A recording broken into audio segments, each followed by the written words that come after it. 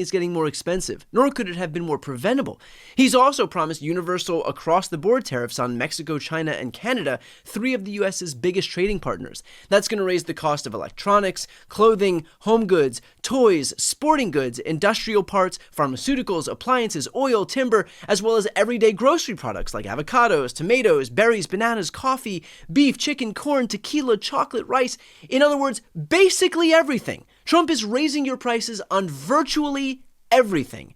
And if you're one of the 62% of Americans, a vast majority, who have investments in the stock market, you're able to see firsthand how Trump's chaotic and stupid tariff strategy is impacting your own wallet on top of the rising prices. If you have a 401k, for example, and hope to have even a modicum of a retirement after working for your entire adult life, you are seeing how Trump's actions are now severely impacting what you've saved up. I mean, you can literally watch the stock market plunging in real time on Fox News as Trump continues to announce his new tariffs. So we're going April 2nd, but very importantly, tomorrow tariffs 25% on Canada and 25% on Mexico, and that'll start. So they're going to have a tariff. So what they have to do is build their car plants, frankly, and other things in the United States, in which case they have no tariffs. It's getting so bad and so unavoidably obvious that even CNBC, one of the financial networks that tends to be the most apologetic of Donald Trump, just saw one of their reporters go completely off script and say this. I'm going to say this at risk of my job, Kelly, but what President Trump is doing is insane. It is absolutely insane. It is about the eighth reason we've had for the tariffs. And now he's saying he's putting 50% tariffs on Canada unless they agree to become the 51st state. That is insane. There is just no other way of describing it. And the trouble, Kelly, is that it shows there are no bounds around President Trump. This is very different from the first administration, where there were people around him who seemed to, I don't know what the word is, but smooth over some of the edges now.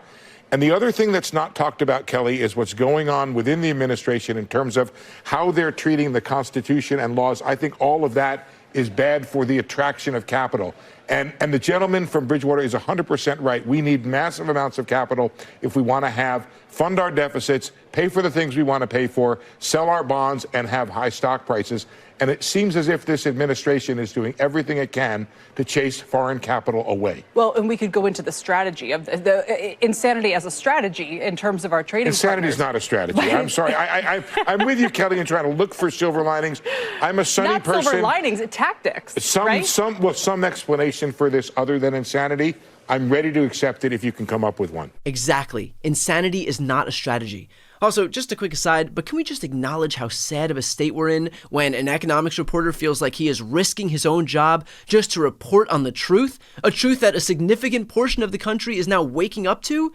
Just take a look at this graph, by the way, to see how the S&P 500, which is a top stock market index, compares to other recent presidencies.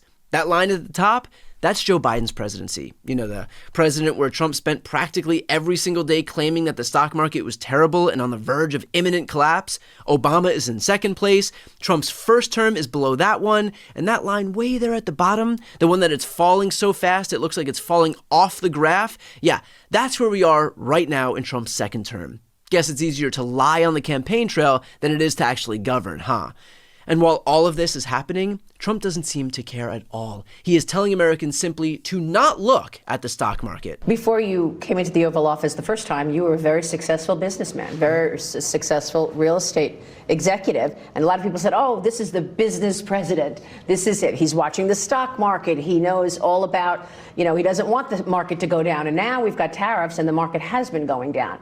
Well, not much. I mean, in all fairness, you said, look, we're going to have a disruption, but we're okay with that. Is that what you meant? The stock market going down was the disruption? What other disruption were you alluding to? Look, what I have to do is build a strong country. You can't really watch the stock market. If you look at China, they have a 100-year perspective. Great strategy. Let's rely on the concept of object permanence. If we don't look at the market, then apparently the market ceases to exist. Got it. And instead of focusing on literally anything that would help people, especially in light of his sinking poll numbers, what did Trump opt to do? Well, you see, he straightened up and took seriously the implications of what his tariffs are doing to the broader economy and finally took steps to undo. Just kidding. He held an infomercial on the White House lawn for Elon Musk's car company while its stock price was in practical freefall. Here is Trump literally ignoring questions about the terrible stock market while trying to distract people with a publicity stunt for President Musk. What's your message to Americans right now, sir, who are worried about the stock market? What's your message to them as they watch it? Let's go see it this I did buy one of these.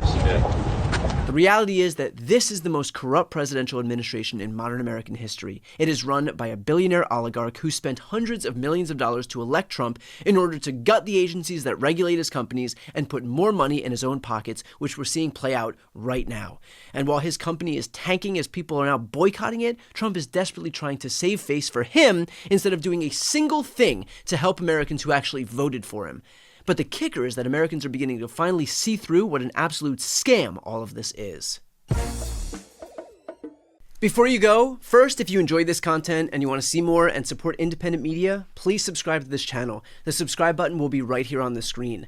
But second, the reality is that we're now in a political environment where this administration can lean on any of the social media platforms to suppress certain voices if they don't like critical coverage. That means my longevity here is in the hands of a few tech billionaires who are already making it clear that they're willing to cater to this White House. To that end, signing up for my newsletter is a great way for me to be able to reach you directly if that ever becomes necessary. I'll put the link on the screen as well, so please sign up. It's completely free, but there's also an option to do a paid subscription if you'd like to support my work. I really appreciate it. Thanks so much for watching.